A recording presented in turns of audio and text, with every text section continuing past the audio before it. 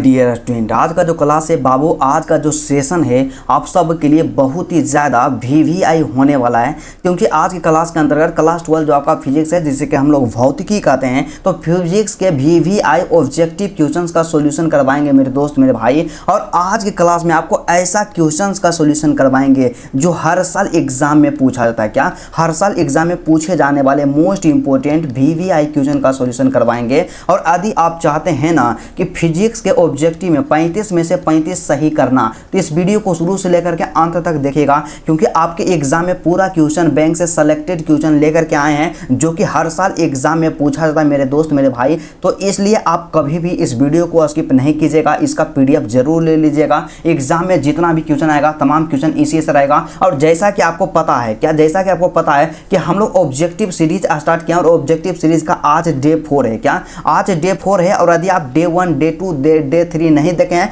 तो डिस्क्रिप्शन में वीडियो का लिंक है, जाकर के देख लीजिएगा। एग्जाम में आपको कभी भी दिक्कत नहीं होगा। तो चलिए, सबसे पहला प्रश्न जो हमारे पास दिया गया मेरे दोस्त मेरे भाई, जो कि सबसे ज्यादा इंपॉर्टेंट है एग्जाम में, इसी तरह से प्रश्न आपसे पूछा जाएगा मेरे दोस्त मेरे भाई। तो 1 नंबर का प्रश्न क्या कहता है बाबू कि किसी प्रिज्म की वर्ण विक्षेपण क्षमता निर्भर करती है। आपको पता होना चाहिए कि किसी प्रिज्म के वर्ण विक्षेपण क्षमता जो होती है प्रिज्म के पदार्थ की प्रकृति पर निर्भर करती है। तो ऑप्शन नंबर जो आपका बी होगा बिल्कुल सही आंसर हो जाएगा। क्या option number B is the correct answer. और वही बात कर लेते हैं नेक्स्ट क्वेश्चन जो हमारे पास, अगला प्रश्न जो हमारे पास दिया गया मेरे दोस्त मेरे भाई। तो नेक्स्ट क्वेश्चन जो हमारे पास दिया गया है ना 2 नंबर का, क्या 2 नंबर का प्रश्न दिया गया है। तो दूसरा क्वेश्चन का क्या कहना है? तो दूसरा क्वेश्चन का कहना है सिंपल सा कि ध्रुवित प्रकाश द्वारा ध्रुवित प्रकाश उत्पन्न करने के लिए किसको प्रयुक्त किया जाता है। अब मतलब सीधा सा हमें समझना है कि यदि हम चाहते हैं कि कहीं पे ध्रुवित प्रकाश उत्पन्न हो तो उसके लिए हम लोग किसका प्रयोग करेंगे। तो इसका जो सही आंसर होगा मेरे दोस्त मेरे भाई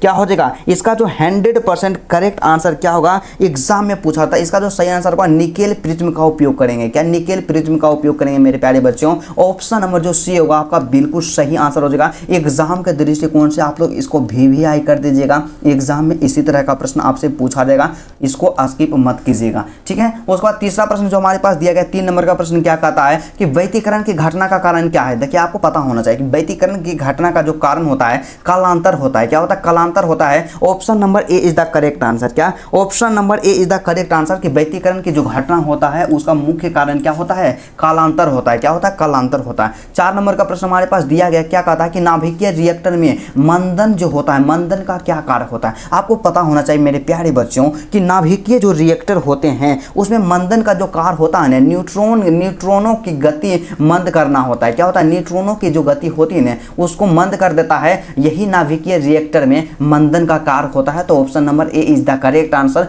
और वही बात करते हैं मेरे प्यारे रसगुल्लों नेक्स्ट क्वेश्चन के बारे में। तो अगला प्रश्न जो हमारे पास प्रश्न संख्या 5 दिया गया, तो 5वां क्वेश्चन है कि निम्न में से कौन सा तर्क द्वार सार्वजनिक तर्क द्वार है। आपको पता होना चाहिए कि जब भी तर्क द्वार के बारे में बात कर लिया जाए और आपसे पूछ दे कि सार्वजनिक तर्क द्वार कौन सा होगा, तो यहाँ पे NaND, क्या NaND हमेशा सही मारिएगा। तो इसलिए ऑप्शन नंबर जो आपका यहाँ पे डी होगा मेरे प्यारे बच्चों बिल्कुल सही आंसर हो जाएगा। Option number D is the correct answer. और वही बात कर लेते हैं मेरे दोस्त मेरे भाई अगला क्वेश्चन के बारे में। आपके एग्जाम के दृष्टिकोण से बहुत ही ज्यादा इंपॉर्टेंट क्वेश्चन है बाबू, कभी भी इसको आप स्किप मत कीजिएगा। हम बताए इंपॉर्टेंट है तो इंपॉर्टेंट। और दो आपका जो एग्जाम होगा ने तो इसमें आप 35 में से 35 कम से कम फिजिक्स में तो आपका जरूर सही हो जाएगा मेरे दोस्त। तो आप लोग इस वीडियो को अंत तक जरूर देखिए, एग्जाम में दिक्कत कभी भी नहीं होने देंगे। तो क्वेश्चन क्या कहता है मेरे भाई कि विद्युत क्षेत्र में एक आवेशित कण पर लगने वाला बल का मान होता है। आपको पता होना चाहिए कि विद्युत क्षेत्र में आवेशित कण पर एक लगने वाला बल का जो मान होता है ना,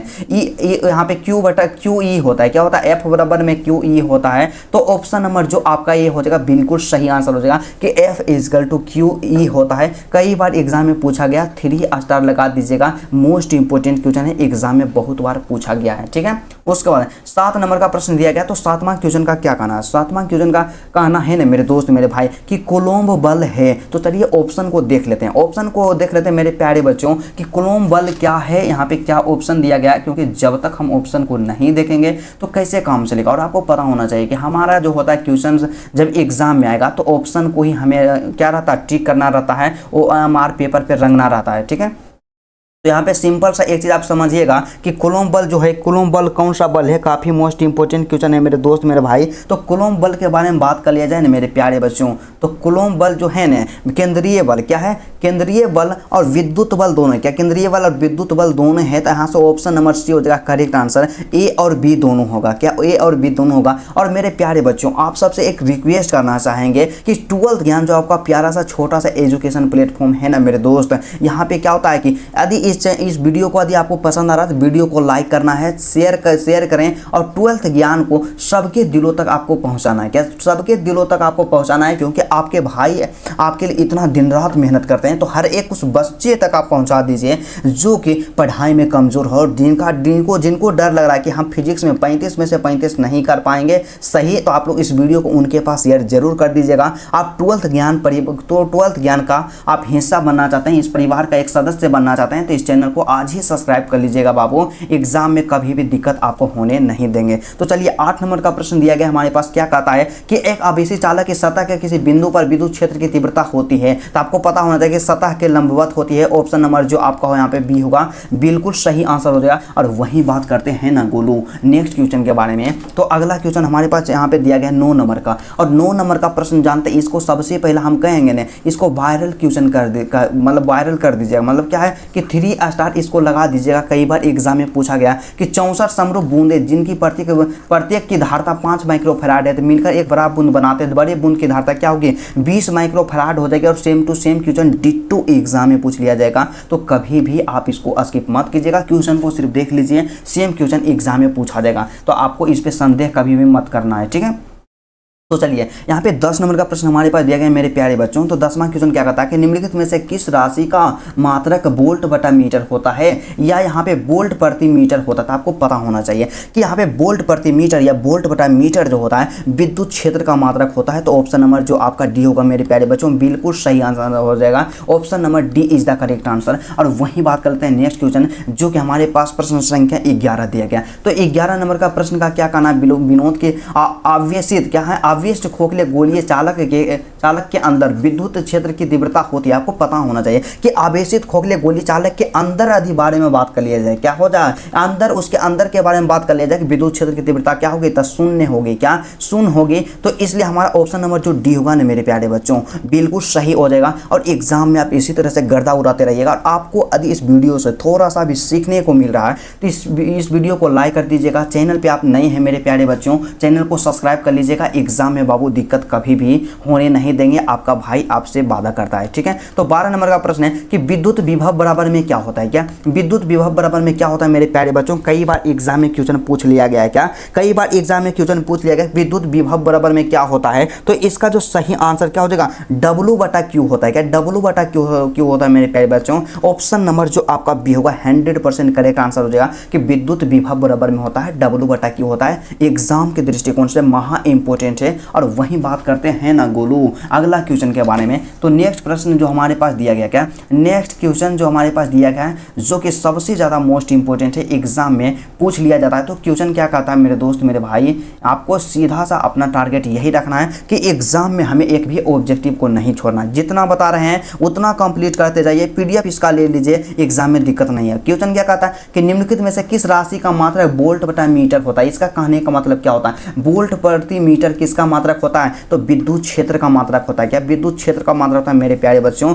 ऑप्शन नंबर जो आपका डी होगा बिल्कुल सही आंसर हो जाएगा जी। और वही बात करते हैं ना मेरे प्यारे बच्चों। और आपको एक इन्फॉर्मेशन के लिए बता देते हैं कि 2025 में हम बच्चों को इस तरह से पढ़ाएं ना कि 2024 में और 25 में एग्जाम दिए और मैक्सिमम स्टूडेंट का जानते हैं 440 नंबर आया, 436 नंबर आया, 450 नंबर आया। और यदि आप इस तरह से परसेंटेज को स्कोर करना चाहते हैं तो इस चैनल को आज ही सब्सक्राइब कर लीजिएगा। 14 नंबर का प्रश्न क्या कहता है, सिंपल सा है, छोटा सा प्रश्न है। क्या कहना है इसका कि जो दो सामान्य धारिता मतलब कि मान लीजिए सी वाले संधारित्रों को समांतर क्रम में जोड़े जाते हैं, उनकी समतुल्य धारिता क्या होगी। आपको पता होना चाहिए कि जब दो समान धारिता वाले संधारित्र को समांतर क्रम में जोड़ेंगे ना, तो मतलब दोनों का धारिता क्या है सी, तो मतलब सी प्लस सी, यहाँ से 2C हो जाएगा। तो ऑप्शन नंबर जो आपका ये होगा मेरे प्यारे बच्चों बिल्कुल सही आंसर हो जाएगा। 100% करेक्ट है। जो हम बताएं उसी तरीका को यूज करना है, एग्जाम में एक भी क्वेश्चन नहीं छूटेगा। उसके बाद अगला क्वेश्चन हमारे पास जो दिया गया, क्या कहता है कि कार्बन प्रतिरोध का कलर कोड में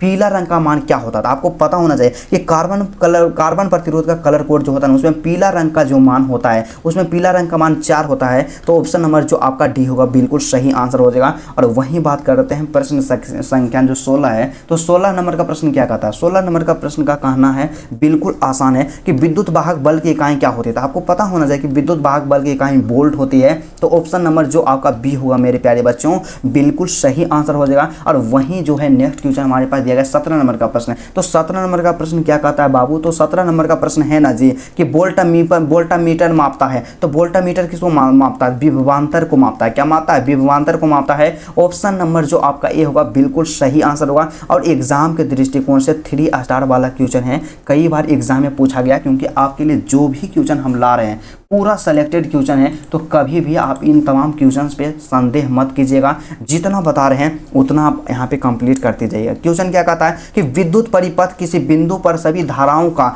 बीजीय योग होता है। क्या विद्युत परिपथ किसी बिंदु पर सभी धाराओं का बीजीय योग क्या होता है, शून्य होता है। क्या सभी मतलब सीधा समझे ना कि किसी बिंदु पर यदि सभी धाराओं का बीजीय योग के बारे में बात कर लिया जाए तो यहाँ पे शून्य होता है। ऑप्शन नंबर जो आपका ये होगा बिल्कुल सही आंसर हो जाएगा जी। और वहीं बात कर लेते हैं मेरे प्यारे बच्चों 19 नंबर का प्रश्न। तो 19 नंबर का प्रश्न जो दिया गया क्या कहता है कि हीट स्टोन ब्रिज का उपयोग किया जाता है। आपको पता होना चाहिए कि हीट स्टोन ब्रिज का जो उपयोग किया जाता है उच्च तथा अल्प दोनों प्रतिरोधों के मापन में किया जाता है। क्या दोनों प्रतिरोधों के मापन में किया जाता है। तो चलिए थोड़ा सा हम लोग अपना प्यारा प्यारा ऑप्शन को देख लेते हैं एग्जाम के दृष्टिकोण से, जो कि काफी ज्यादा इंपॉर्टेंट होने वाला है। क्या एग्जाम के दृष्टिकोण से मेरे प्यारे बच्चों काफी ज्यादा इंपॉर्टेंट होने वाला है। तो आपको पता होना चाहिए कि हीट स्टोन ब्रिज आपको ऑलरेडी पहले ही बता दिए हैं कि उच्च तो मापता ही और अल्प दोनों प्रकार के प्रतिरोधों का मापन किया जाता है हीट स्टोन ब्रिज के द्वारा। तो ऑप्शन नंबर जो आपका सी होगा यहाँ से बिल्कुल सही आंसर हो जाएगा। और सबसे अंतिम प्रश्न 20 नंबर का क्वेश्चन। तो 20 नंबर का क्वेश्चन का क्या कहना है विनोद,